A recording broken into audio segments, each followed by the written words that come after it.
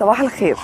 الكلاب الحامل بتعاني من تغيرات في الحقيقة كتيرة جدا، سواء في الهرمونات، في الوزن، في السلوك، زيها زي البشر بالظبط.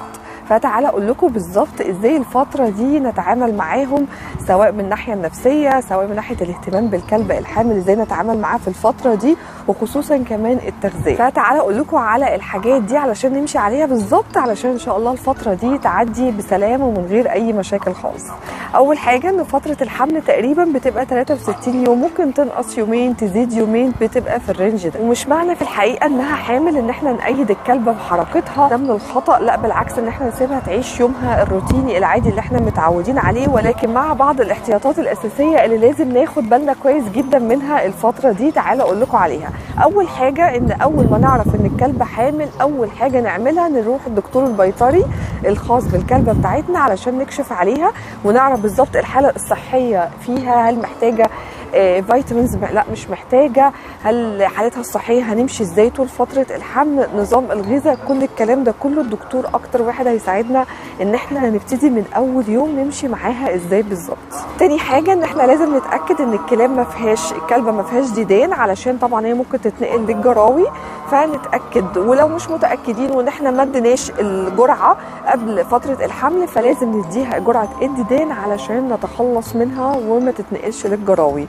ويا ريت كمان قبل فتره الحمل لو احنا خلاص عارفين ان الكلبه بتاعتنا داخله على حمل، نكون ان احنا مدينهم كل التطعيمات التحصينيه قبل فتره الحمل، زي البارفو، الديستمبر، كل الامراض او اللي بنخاف منها اللي ممكن لا قدر الله ان الكلبه تتعرض لها وهي حامل. فعلشان نبقى مطمنين نحاول ان احنا نديلهم كل التطعيمات دي قبل فتره الحمل. ولكن الديدان مفيش مشكله خالص لو احنا ما اديناش، ان احنا عادي نديها لهم بعد فتره الحمل، خصوصا كمان بقى لو احنا لاحظنا الديدان دي ما فيهاش كلام لازم نديلهم على طول. ثالث حاجه ان الكلبه زي ما قلنا تعيش حياتها طبيعيه جدا علشان ما يجيلهاش اي اكتئاب. ولكن ناخد بالنا مثلا لو احنا متعودين ان احنا ننزل بيهم كل يوم ان احنا نمشيهم، ناخد بالنا ان مثلا في الفتره دي لو احنا متعودين نجري بلاش جري، بلاش تنطيط، يعني الحاجات اللي هي ممكن تسبب لها اي ضرر على الحمل بتاعها.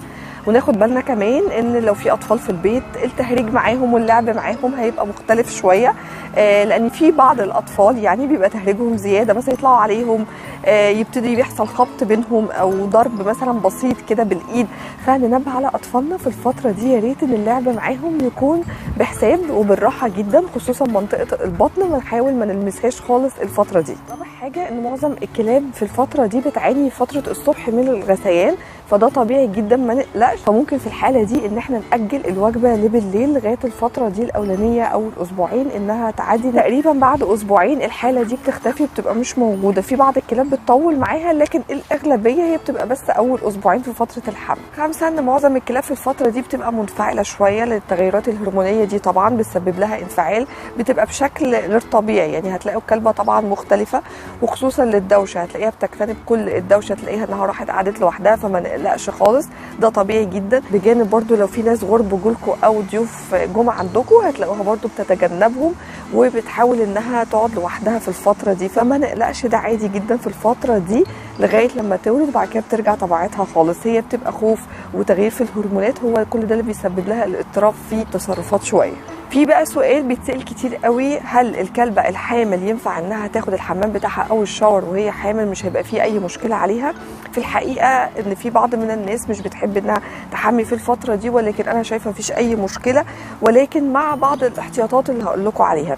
اول حاجه ان احنا نحاول نتجنب فتره الحمل الاخرانيه خالص في الحمى. يعني لو احنا عايزين نحمي تبقى في الفتره الاولانيه، ان احنا نحاول ننضفها علشان ما تقعدش فتره كبيره غير تاخد الشاور بتاعها، خصوصا طبعا لو احنا نزلنا بيها في الشارع ومثلا اتوسخت في طينه في اي حاجه اتعرضت ليها، ففي الحاله دي الدراي شامبو مش هيبقى مفعول وقوي، مش هينضفها كويس، ممكن تبقى ريحتها مش لطيفه. ممكن ان احنا عادي نحميها، ولكن ناخد بالنا نحاول واحنا بنحميها ما نبقاش لوحدنا، يكون في اتنين بيحموها، حد ماسكها عشان ما تتزحلقش، وحد اللي هو بيقوم بالشاور ان هو يحميها. تاني حاجه لازم نختار الشامبو المناسب لفتره الحمل، لان مش كل الشامبوهات في الحقيقه هتبقى مناسبه لفتره الحمل في وقت الحمل، لان معظمها ممكن انها في مواد معينه بتبقى موجوده في الشامبو ممكن انها تسبب ضرر كبير جدا للكلبه.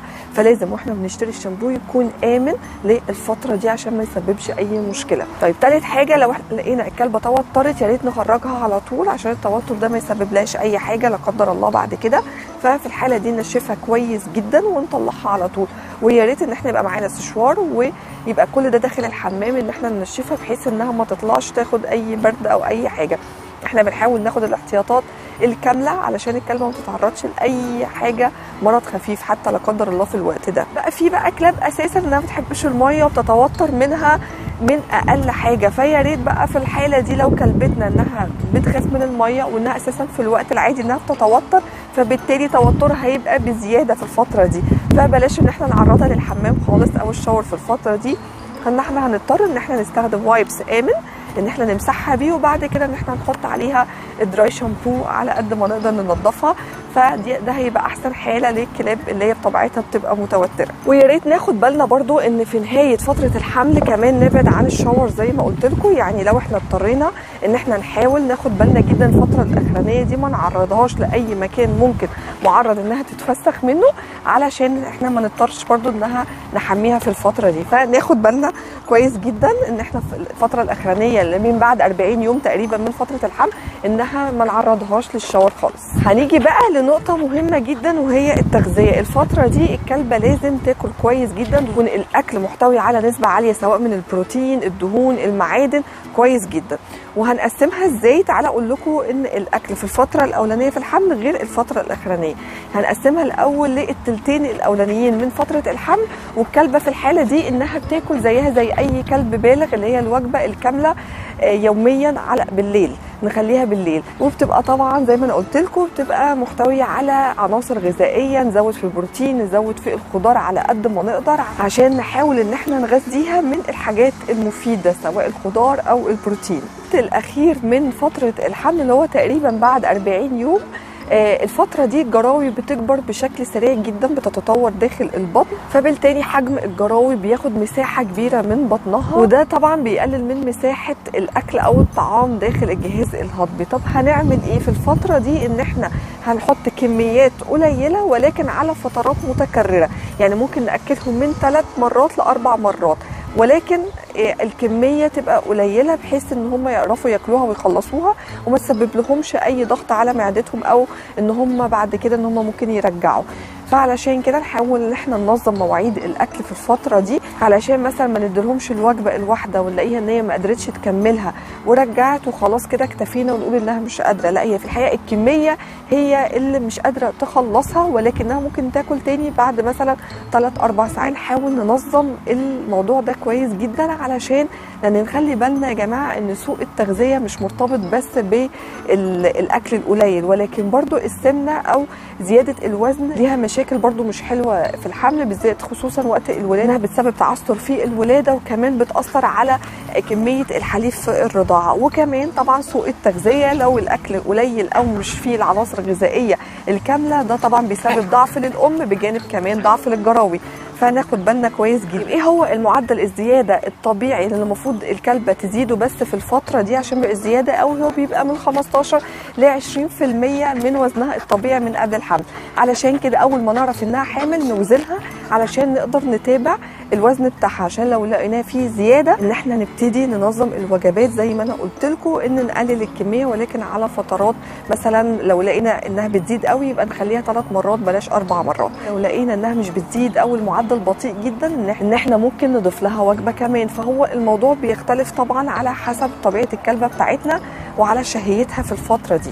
طيب ناخد بالنا بقى من نقطة مهمة جدا، ان في اول ناس ما بتعرف ان الكلاب حامل على طول بتدي فيتامينز، خصوصا ان في بعض الناس اول ما بتعرف ان كلبتها حامل على طول بتدي الكالسيوم، وده غلط جدا لان ممكن الكالسيوم الزيادة لو هو زيادة والكلبة مش محتاجاه ممكن ده يأثر على قدرة الكلبة الداخلية في تنظيم الكالسيوم في الجسم، وممكن ده يعمل على انخفاض نسبة الكالسيوم في الجسم، فده ممكن يهدد حياة الكلبة او بما يسمى تسمم الحمل. فناخد بالنا يا جماعه ما نستهترش بالموضوع، ولازم لو انتوا عايزين اي تدخل في الفيتامينز ما نعملوش غير ما نرجع للدكتور الخاص بتاعنا. هنيجي بقى لاخر فتره الحمل، ان احنا ناخد بالنا كويس جدا ان الكلاب ما نحاولش انها تتعرض لاي كلاب تانية اخرى، لان الفتره دي بتبقى صعبه جدا وممكن مناعتهم بتبقى ضعيفه شويه. خد بالنا انها ما تتعرضش لاي كلاب خالص اخر فتره الحمل، اخر اسبوعين او 3 اسابيع، انها ما تتعرضش لاي كلب خالص، سواء كلاب نعرفها اصدقاء لينا او طبعا كلاب في الشارع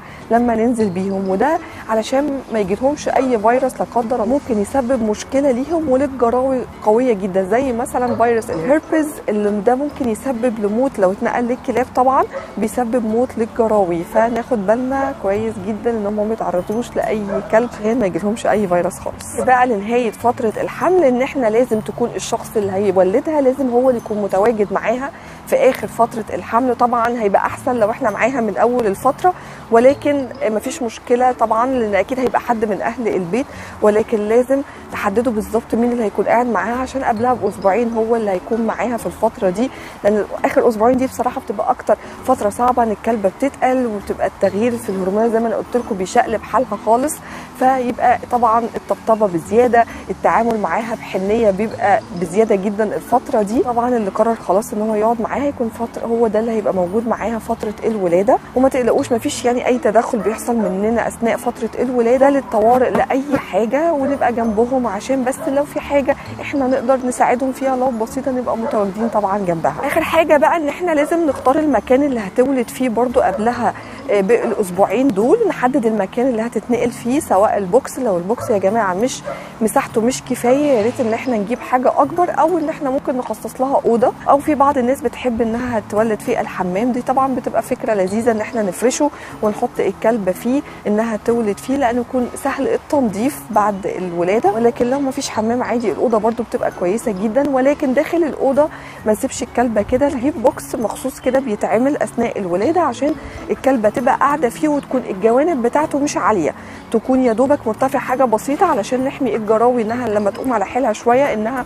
ما تنطش بعيد عن الام، عشان نسهل عليها الموضوع ان هم يكونوا قريبين منها علشان خاطر الرضاعه، وفي نفس الوقت ما يكونش عالي قوي علشان نسيب الكلبه انها تتحرك براحتها في الفتره دي. فموضوع فعلا البوكس اللي بيتحط جوه الاوضه بيسهل المواضيع سواء على الجراوي او على الكلبه. هنيجي بقى خلاص لساعه الولاده، هنبتدي بتقلصات خفيفه ثم تقلصات شديده شويه، تقريبا بتبتدي من 6 ل 12 ساعه التقلصات دي، وبعد كده بتبتدي في وضع اول جرو ليها، وتقريبا الفرق بين الجرو والجرو تقريبا من 45 دقيقة لساعة. لو الموضوع زاد عن كده يا ريت تكونوا محضرين الدكتور وتكونوا مبلغينه ان الكلبة خلاص داخلة على ولادة، او اول ما تبتدي في التقلصات دي، عشان لو قدر الله في تعثر في الولادة ان انتوا هتطلبوه ويجي يساعدكم علشان ما يسببش اي اذى. فلازم تكونوا واخدين بالكم من النقطة دي كويس جدا، تكونوا متابعين مع الدكتور اول باول، خصوصا للناس اللي الكلبة عندها اول مرة تولد ما عندهاش خبرة، ان انتوا ممكن تكلموه بيحصل كده دلوقتي نتصرف ازاي، فيقدر بيبقى متابع معاكم. فالمده لو زادت عن كده اعتقد ان ممكن يحصل تدخل من الدكتور البيطري ان هو يجي ويساعدكم في الولاده انها تكمل على خير. بالنا بقى في الفتره دي تغذيه الام كويس جدا، لان هي بيزيد احتياجاتها من السعرات الحراريه، يعني تقريبا بتزيد ضعفين من السعرات الحراريه، فناخد بالنا ان احنا نزودها بالاكل في الفتره دي، سواء برضو من البروتين او المعادن او الدهون. فبس الموضوع ده على فكره مش بيطول، هو بس لغايه تقريبا 8 اسابيع، يعني تقريبا وقت الفطام الجراوي، وبعد كده بترجع مستوى الطاقه بتاعها بالظبط، ترجع تاكل بعد كده الوجبه بتاعتها الطبيعيه المتعوده عليها زي اي كلب بالغ عادي جدا. دي كده تقريبا معظم الحاجات اللي حبيت اقولها لكم، سواء من ناحيه التغذيه او بعض الاحتياطات اللي احنا ناخد بالنا منها. ولو في اي حاجه تانية عايزين تعرفوها ابعتوا لي كومنتس وان شاء الله هرد عليكم. ميرسي جدا.